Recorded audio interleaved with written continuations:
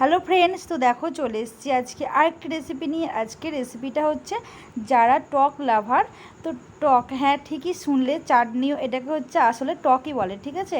তো টক লাভার, তো তাদের জন্য আজকের এই রেসিপিটা। তো দেখো এখানে আমি নিয়েছি বেসনটাকে ভালো করে ফেটিয়ে রেখেছি। আর এখানে নিলাম হচ্ছে তেঁতুলটা জলে ভিজিয়ে রাখলাম। আর বেসনটাকে দেখো ফেটিয়ে নিয়েছি, ওতে নুন হলুদ দিয়ে ভালো করে মেখে নিয়েছি। তো ফেটিয়ে নিয়ে এবার দেখো সর্ষের তেল দিয়ে দিয়েছি কড়ায়, আর দিয়ে এবার ছোট ছোট করে দেখো যেমন বড়া করে, তো সেরকম ছোট ছোট করে ভেজে নেব। তো এরকমভাবে ছোট ছোট করে দিয়ে তো দেখো ভেজে নেব বড়াগুলো।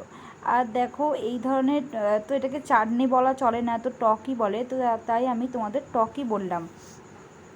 তো এই বেসন বড়ার টক হচ্ছে, এটা হচ্ছে মানে একটা দারুণ খাবার। তো এটা খেতে কিন্তু সত্যিই দারুণ লাগে, আর তার জন্যে আমি এই রেসিপিটা বানাচ্ছি। তো যারা ভাত দিয়ে প্রচুর পরিমাণে টক খেতে ভালোবাসো, তো মানে এরকম হয় যে টক ছাড়া তারা ভাত খেতে পারো না, তো তারা এই ভিডিওটা অবশ্যই একবার হলে দেখো, আর তোমরা বাড়িতে ট্রাই করে দেখো। তো সত্যিই খুব সুন্দর খেতে লাগে।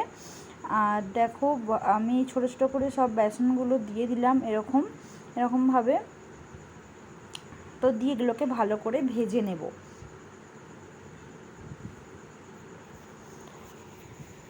এই যে দেখো এবার আমি উল্টাচ্ছি, এদিকটা হয়ে গেছে।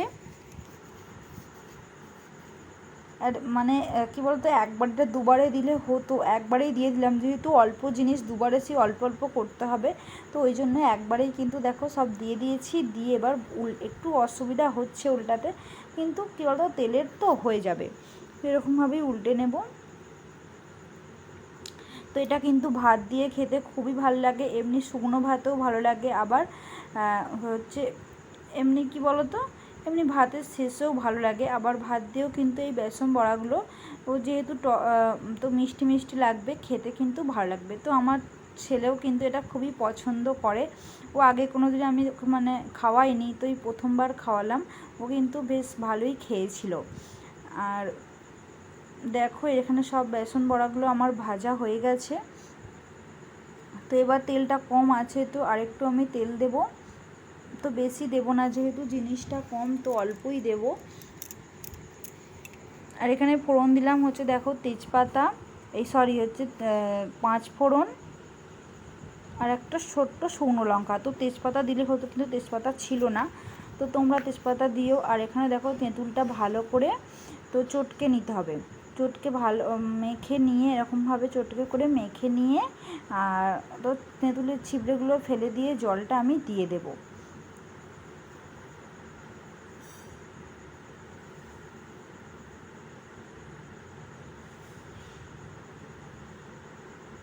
এই যে দেখো ছেঁকে নিয়েছি, তো জলটা আমি দিয়ে দিলাম, এতে এখনও জল দিতে হবে।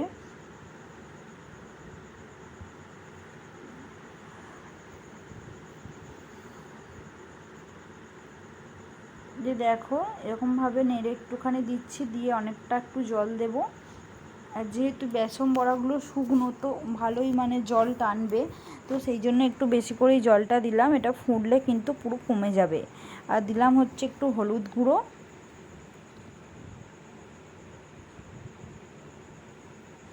আর একটু অল্প নুন দিয়ে ভালো করে এটা ফোটাবো। দেখো ফুট ধরে গেছে,